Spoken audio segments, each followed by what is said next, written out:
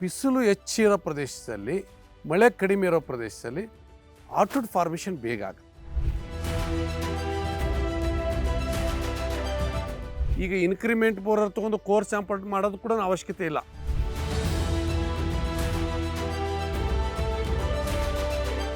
ಶ್ರೀಗಂಧದ economic part ಇರೋದು ಆ ಎಲೆಯಲ್ಲ, ಹೂವಲ್ಲ, ಕಾಯಲ್ಲ, ಹಣ್ಣಲ್ಲ, ಅಥವಾ ಬಾರ್ಕಲ್ಲ, ಒಳಗಡೆ ಇರ್ತಕ್ಕಂಥ ಸ್ಯಾಪುಡ್ ಅಲ್ಲ.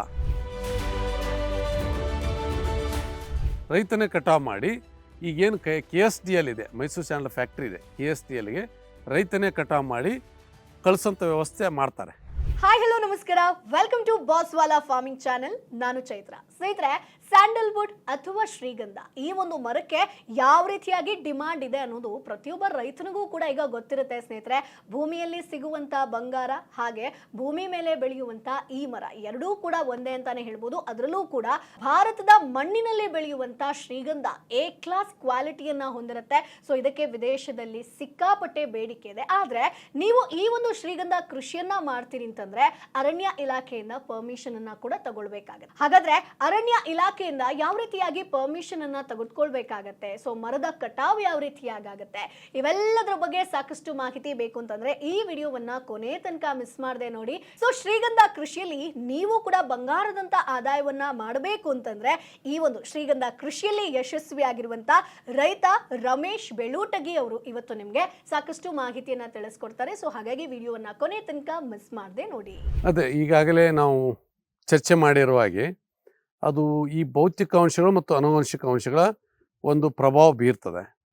ಎಲ್ಲಿ ಸ್ವಲ್ಪ ಮರಳು ಮಿಶ್ರಿತ ಕೆಂಪು ಮಣ್ಣಿನಲ್ಲಿ ನಾವು 15ರಿಂದ 20 ವರ್ಷಕ್ಕೆ ನಾವು 100% ಕಟಾವು ಮಾಡ್ಬೋದು. ಆಮೇಲೆ ಸ್ವಲ್ಪ ಮಲೆನಾಡು ಭಾಗದಲ್ಲಿ 20-25 ವರ್ಷ ಹೋಗ್ತದೆ ಒಂದು. ಆಮೇಲೆ ಬಿಸಿಲು ಹೆಚ್ಚಿರೋ ಪ್ರದೇಶದಲ್ಲಿ ಮಳೆ ಕಡಿಮೆ ಇರೋ ಪ್ರದೇಶದಲ್ಲಿ ಆರ್ಟ್ವುಡ್ ಫಾರ್ಮೇಷನ್ ಬೇಗ ಆಗುತ್ತೆ, ಅಂದರೆ ಕಟಾವು ಬೇಗ ಆಗುತ್ತೆ ಅಂತ ಒಂದು. ಆಮೇಲೆ ಸ್ವಲ್ಪ ಮಳೆ ಹೆಚ್ಚು ಬೀಳ್ತಕ್ಕಂಥ ಪ್ರದೇಶದಲ್ಲಿ ಆರೋಗ್ಯಕರವಾಗಿ ಬೆಳೀತದೆ, ಕಟಾವು ಹೆಚ್ಚು ಟೈಮ್ ತೊಗೊತದೆ, ಸಮಯ ತೊಗೊತದೆ. ಏನಾಗುತ್ತೆ ಅಂತಂದರೆ ನಾವು ಎಷ್ಟು ವರ್ಷ ಹೆಚ್ಚಿಗೆ ಬಿಡ್ತೀವಿ ಅಷ್ಟದರಲ್ಲಿ ಫಾರ್ಮೇಷನ್ ಆಫ್ ಆರ್ಟ್ವುಡ್ ಇರ್ಬೋದು, ಅಕ್ಯುಮುಲೇಷನ್ ಆಫ್ ಆಯಿಲ್ ಇರ್ಬೋದು, ಹೆಚ್ಚಾಗ್ತಾ ಹೋಗ್ತದೆ. ಹೀಗಾಗಿ ಅಲ್ಲಿ ಸಾಕಷ್ಟು ರಕ್ಷಣೆಯ ಒಂದು ಕ್ರಮಗಳನ್ನು ತಗೊಂಡು ನಮಗೆ ಈಗ ಕಟಾವು ಮಾಡಿ ನಮಗೆ ಈ ಒಂದು 2 ವರ್ಷ ಅಥವಾ 4 ವರ್ಷನೂ ನಾವು ಕಟಾವು ಮಾಡಿ ಆ ದುಡ್ಡಿನ ಅವಶ್ಯಕತೆ ನಮಗಿಲ್ಲ ಅಂತ ಯಾವುದೇ ಪ್ರಾಜೆಕ್ಟ್ ನಮ್ಮ ಹತ್ರ ಇಲ್ಲ ಅಂತ ಅಂದಾಗ ಆ ರೈತ ತನಗೆ ಅಗತ್ಯ ಇರತಕ್ಕಂಥ ಗಿಡಗಳನ್ನ ಅಷ್ಟೇ ಕಟಾವು ಮಾಡಿ ಔಟ್ ಆಫ್, ನಾನು ಹೇಳಿದೆ 1 ಎಕರೆಗೆ 300 ಗಿಡ ಹಚ್ಚಿದ್ರೆ 300 ಗಿಡನ ಎಟ್ ಎ ಟೈಮ್ ಕಟಾವು ಮಾಡ್ಬೇಕನ್ನೋ ಹಾಗೇನಿಲ್ಲ. ಅವನು ಇವತ್ತು ಸಾಕಷ್ಟು ತಂತ್ರಜ್ಞಾನ ಡೆವಲಪ್ ಆಗಿದೆ. ಈಗ ಇನ್ಕ್ರಿಮೆಂಟ್ ಬೋರರ್ ತೊಗೊಂಡು ಕೋರ್ ಸ್ಯಾಂಪಲ್ ಮಾಡೋದು ಕೂಡ ಅವಶ್ಯಕತೆ ಇಲ್ಲ. ಅದಕ್ಕಿಂತ ಹೆಚ್ಚಿಗೆ ಈಗ ಎಲೆಕ್ಟ್ರಾನಿಕ್ ಡಿವೈಸಸ್ ಬಂದಿದ್ದಾವೆ. ನೀವು ಜಸ್ಟ್ ಫಿಕ್ಸ್ ಮಾಡಿದರೆ ಅದು ಸ್ಯಾಪುಡ್ ಎಷ್ಟಿದೆ, ಬಾರ್ಕ್ ಎಷ್ಟಿದೆ, ಆರ್ಟ್ವುಡ್ ಎಷ್ಟಿದೆ, ಆರ್ಟ್ವುಡ್ನಲ್ಲಿ ಆಯಿಲ್ ಪರ್ಸೆಂಟೇಜ್ ಎಷ್ಟಿದೆ ಅನ್ನೋದು ಸತೇನೂ ಇವತ್ತು ಜರ್ಮನ್ ಟೆಕ್ನಾಲಜಿ ಎಲ್ಲ ಬಂದಿದೆ. ಇವಾಗ ಜಸ್ಟ್ ಒಂದು 12 ಲಕ್ಷದ ಡಿವೈಸ್ ಅದು ತೊಗೊಂಡು ಮಾಡ್ಬೋದು. ಹಿಂಗಾಗಿ ನಾವು 300 ಗಿಡ ಮಾಡಿದ್ವಿ, 300 ಎಟ್ ಎ ಟೈಮ್ ಕಟಾವು ಮಾಡಬೇಕನ್ನೋದೇನಿಲ್ಲ. ಔಟ್ ಆಫ್ 300 ಪ್ಲ್ಯಾಂಟ್ಸು ಬೆಸ್ಟ್ ಯಾವ್ದು 100 ಇದ್ದಾವೆ ಅವನು ಕಟಾವು ಮಾಡಿ ಅವತ್ತಿನ ಅವ್ನ ಕಮಿಟ್ಮೆಂಟ್ ಏನಿದೆ ಅದನ್ನು ಫುಲ್ಫಿಲ್ ಮಾಡಿ ಇನ್ನೂ 200 ಗಿಡನ ತನ್ನ ಮುಂದೆ ಬಿಡ್ಬೋದು. ಹಂಗೇನೆ ಯಾವಾಗ ಅವಶ್ಯಕತೆ ಇರ್ತದೆ ಕಟಾವು ಮಾಡ್ಬೋದು. ನೀವು ಹೇಳೋರು ಹಾಗೆ ಅದೇನಾದರೂ ಒಂದು 30 ವರ್ಷ ಬಿಟ್ಟರೆ ಒಂದು ಗಿಡ 5ರಿಂದ 10 ಲಕ್ಷ ಆರಾಮಾಗಿ ಆಗ್ತದೆ. ಸೊ ಸ್ನೇಹಿತರೆ, ಶ್ರೀಗಂಧ ಕೃಷಿಯಲ್ಲಿ ಎಷ್ಟು ಲಾಭ ಇದೆಯೋ ಜೊತೆಗೆ ನೀವು ಕಳ್ಳಕಾಕರ ಸಮಸ್ಯೆಯಿಂದ ಕೂಡ ಅದನ್ನ ಸೇಫ್ ಆಗಿ ಇಟ್ಕೊಳ್ಬೇಕಾಗತ್ತೆ. ಸುಮಾರು 15 ವರ್ಷ ಈ ಮರಗಳನ್ನ ನೀವು ಚೆನ್ನಾಗಿ ಸೇಫ್ ಆಗಿ ನೋಡ್ಕೊಂಡ್ರಿ ಅಂತಂದ್ರೆ ಇದರಿಂದ ನೀವು ಕೋಟಿ ಆದಾಯವನ್ನ ಗಳಿಸಬಹುದು. ಹಾಗಾದ್ರೆ ಶ್ರೀಗಂಧ ಕೃಷಿ ಬಗ್ಗೆ ನಮಗೆ ಇನ್ ಡಿಟೇಲ್ ಆಗಿ ಮಾಹಿತಿ ಬೇಕು ಅಂತಂದ್ರೆ ಈಗಲೇ ಬಾಸ್ವಾಲಾ ಆಪ್ ನ ಡೌನ್ಲೋಡ್ ಮಾಡಿ. ಇಲ್ಲಿ ನಿಮಗೆ ಸುಮಾರು 1 ಗಂಟೆ 54 ನಿಮಿಷದ ಕೋರ್ಸ್ ಇದೆ. ಸೊ ಯಾರು ಇದರಲ್ಲಿ ಸಕ್ಸಸ್ ಆಗಿದ್ದಾರೋ ಆ ರೈತರೇ ನಿಮಗೆ ಸಾಕಷ್ಟು ಮಾಹಿತಿಯನ್ನ ತಿಳಿಸ್ಕೊಡ್ತಾರೆ. ಶ್ರೀಗಂಧ ಕೃಷಿಯನ್ನ ಯಾವ ರೀತಿಯಾಗಿ ಬೆಳಿಬೇಕು, ಸಸಿನ ಎಲ್ಲಿಂದ ತರಬೇಕು, ನೀರೆಷ್ಟು ಕೊಡಬೇಕು, ಇದಕ್ಕೆ ಕಡಿಮೆ ನೀರು ಕೂಡ ಜೊತೆಗೆ ಕಡಿಮೆ ನಿರ್ವಹಣೆ ಕೂಡ. ಸೊ ನಿರ್ವಹಣೆ ಯಾವ ರೀತಿಯಾಗಿ, ಅದಾದ್ಮೇಲೆ ಕಟಾವು ಅಂತ ಬಂದಾಗ ಎಲ್ಲಿ ಸೇಲ್ ಮಾಡಬೇಕು, ಸರ್ಕಾರದಿಂದ ಅಂದ್ರೆ ಅರಣ್ಯ ಇಲಾಖೆಯಿಂದ ಪರ್ಮಿಷನ್ ಅನ್ನ ಹೇಗೆ ತಗೊಳ್ಬೇಕು, ಹೀಗೆ A to Z ಮಾಹಿತಿ ಇಲ್ಲಿ ನಿಮಗೆ ಸಿಗುತ್ತೆ. ಜೊತೆಗೆ ಇನ್ನೂ ನನಗೊಂದಷ್ಟು ಡೌಟ್ ಇದೆ, ಕ್ಲಾರಿಫಿಕೇಶನ್ ಬೇಕು ಅಂತಂದ್ರೆ ನೀವು ನೇರವಾಗಿ ಎಕ್ಸ್ಪರ್ಟ್ ಕನೆಕ್ಟ್ ಮುಖಾಂತರ ಎಕ್ಸ್ಪರ್ಟ್ ಜೊತೆಗೆ ನೇರವಾಗಿ ವಿಡಿಯೋ ಕಾಲ್ ಮುಖಾಂತರ ಕೂಡ ನಿಮ್ಮ ಒಂದು ಪ್ರಾಬ್ಲಮ್ಸ್ ಅನ್ನ ಸಾಲ್ವ್ ಮಾಡ್ಕೊಳ್ಬಹುದು. ಸೊ ಹಾಗಾಗಿ ಈಗಲೇ ಬಾಸ್ವಾಲಾ ಆಪ್ ನ ಡೌನ್ಲೋಡ್ ಮಾಡಿ. ಇದು ಉತ್ಪ್ರೇಕ್ಷೆ ಅಂತಲ್ಲ, ನಾವು ನೀವೆಲ್ಲ ಈಗ ಮೊನ್ನೆ ಅಷ್ಟೇ ಒಂದು ಕಟಾವು ಮಾಡಿದ್ದು ನೋಡಿದ್ವಿ, ಒಂದು ಗಿಡ 62.5 ಲಕ್ಷ ಆಗಿದ್ದು. ಹಿಂಗಾಗಿ ನಾವು ಒಂದು ಗಿಡ 4 ಲಕ್ಷನೂ ಆಗ್ಬೋದು, 8 ಲಕ್ಷನೂ ಆಗ್ಬೋದು. ನಾವು ಹೆಂಗೆ ಬಿಡ್ತಾ ಹೋಗ್ತೀವಿ ಅದು ಫಾರ್ಮೇಷನ್ ಆಫ್ ಹಾರ್ಟ್ವುಡ್ ಆಗ್ತಾ ಇರ್ತದೆ, ಅಕ್ಯುಮುಲೇಷನ್ ಆಫ್ ಆಯಿಲ್ ಆಗ್ತಾ ಇರ್ತದೆ. ಹಿಂಗಾಗಿ ನಾವು ಎಷ್ಟು ಹೆಚ್ಚಿನ ದಿನಗಳನ್ನು ಬಿಟ್ಟಷ್ಟು ಲಾಭ. ಹೀಗಾಗಿ ನಾವು ಇಷ್ಟೇ ವರ್ಷಕ್ಕೆ ಕಟಾವು ಮಾಡಲೇಬೇಕು ಅಂತಕ್ಕಂಥ ಯಾವುದೇ ಒಂದು ಇದಿಲ್ಲ, ನಿಬಂಧನೆಗಳಿಲ್ಲ. ಗಿಡ ಎಷ್ಟು ಬಿಡ್ತೀವೋ ಅಷ್ಟು ಲಾಭ. ಶ್ರೀಗಂಧ ಏನಿದೆ ನಮ್ಮಲ್ಲಿ ಕೆಲವೊಂದಿಷ್ಟು ಇದ್ದಾವೆ, ನಮ್ಮ ತೋಟಕ್ಕೆ ಕೂಡ ಸಾಕಷ್ಟು ಜನ ಬೇಟೆ ಕೊಡ್ತಾ ಇರ್ತಾರೆ. ಏನಪ್ಪ ಅಂತಂದರೆ ಶ್ರೀಗಂಧದ ಎಲೆ ತೊಗೊತಾರೆ, ಸ್ಮೆಲ್ ನೋಡ್ತಾ ಇರ್ತಾರೆ.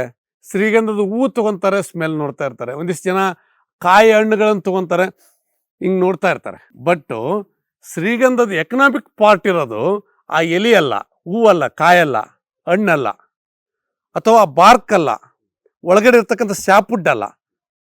ಆ ಒಂದು ಆಯಿಲ್ ಕಂಟೆಂಟ್ ನಮ್ಮೇನೋ ಒಂದು ಅರೋಮೆಟಿಕ್ ಪ್ರಾಪರ್ಟಿ ಮತ್ತು ಮೆಡಿಸಿನಲ್ ಪ್ರಾಪರ್ಟಿ ಇರ್ತಕ್ಕಂಥದ್ದು, ಸುವಾಸನೆ ಮತ್ತು ಔಷಧಿ ಗುಣ ಇರ್ತಕ್ಕಂಥದ್ದು ಹಾರ್ಟ್ವುಡ್, ಚೇಗು. ಬಾರ್ಕ್ ಹೋಗಿ ತೆಗಿತೀವಿ, ಸ್ಯಾಪುಡ್ ತೆಗಿತೀವಿ, ಮಧ್ಯೆ ಬರೋದೇ ಹಾರ್ಟ್ವುಡ್, ಕೆಚ್ಚು ಅಂತ ಹೇಳ್ತೀವಿ, ಚೇಗು ಅಂತ ಹೇಳ್ತೀವಿ, ಗಾಬಾ ಅಂತ ಕರಿತಾರೆ ಆ ಹಾರ್ಟ್ವುಡ್.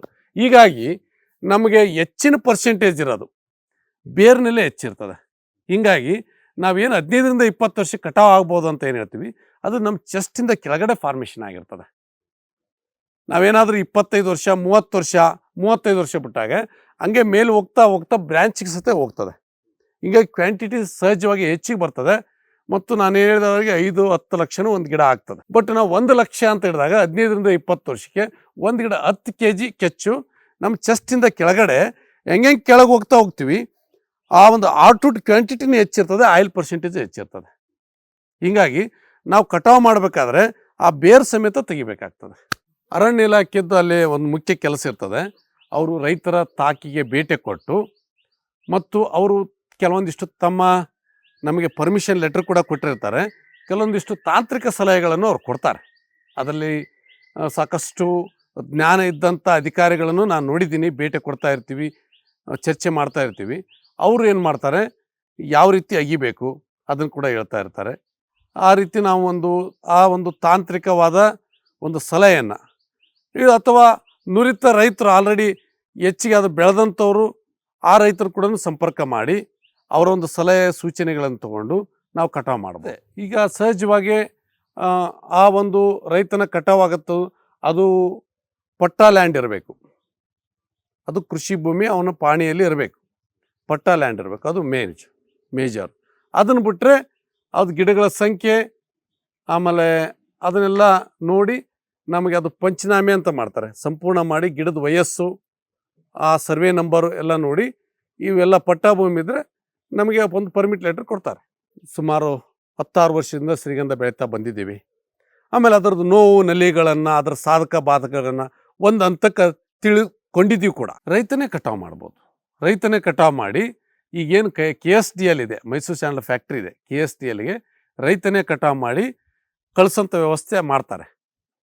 ಆ ಒಂದು KSDLನ ಒಂದಿಷ್ಟು ನುರಿತ ಕಾರ್ಮಿಕರು ಬರ್ತಾರೆ, ಬಂದು ಕಟಾವು ಮಾಡ್ತಾರೆ. ಅದ್ರ ಚಾರ್ಜಸ್ ನಾವು ಪೇ ಮಾಡಬೇಕಾಗ್ತದೆ. ಅವ್ರೇನು ಕೂಡ ನಮ್ಮ ದುಡ್ಡಿನಲ್ಲಿ ಕಟ್ ಮಾಡ್ಕೊತಾರೆ. ಆ ಕಾರ್ಮಿಕರು ಬಂದು ಅವ್ರಿಗೆ ಆಲ್ರೆಡಿ ಅದರಲ್ಲಿ ಸ್ಕಿಲ್ಡ್ ಇರೋದ್ರಿಂದ ಕಟಾವು ಮಾಡ್ತಾರೆ. ಅವ್ರು ಕಟ್ ಮಾಡಿ ಹೋಗೋಂಥದ್ದು. ಅಲ್ಲಿ ಹೋದ್ಮೇಲೆ ಒಂದು ಡ್ರೈ ಮಾಡ್ತಾರೆ. ಡ್ರೈ ಮಾಡಿ ಆದಮೇಲೆ ಚಾಪಿಂಗ್ ಮಾಡಿ ಒಂದು ಬೇರೆ ಬೇರೆ ಗ್ರೇಡಿಂಗ್ ಅಂತ ಮಾಡ್ತಾರೆ. ಗ್ರೇಡಿಂಗ್ ಮಾಡಿ ಅದಕ್ಕೊಂದು ಬೇರೆ ಬೇರೆ ರೇಟ್ ಫಿಕ್ಸ್ ಮಾಡ್ತಾರೆ. ಸೊ ಈ ಒಂದು ವಿಡಿಯೋ ನಿಮಗೆ ಯೂಸ್ಫುಲ್ ಆಗಿರುತ್ತೆ ಅಂತ ಅನ್ಕೊಳ್ತೀನಿ. ಮುಂದಿನ ವಿಡಿಯೋದಲ್ಲಿ ಮತ್ತಷ್ಟು ಕೃಷಿ ಐಡಿಯಾ ಜೊತೆ, ಮತ್ತಷ್ಟು ಮಾಹಿತಿ ಜೊತೆ ನಾನು ನಿಮ್ಮ ಮುಂದೆ ಹಾಜರಿರ್ತೀನಿ. Bye bye. ಬಾಸ್ ವಾಲಾ, ಬಿ ದ ಬಾಸ್.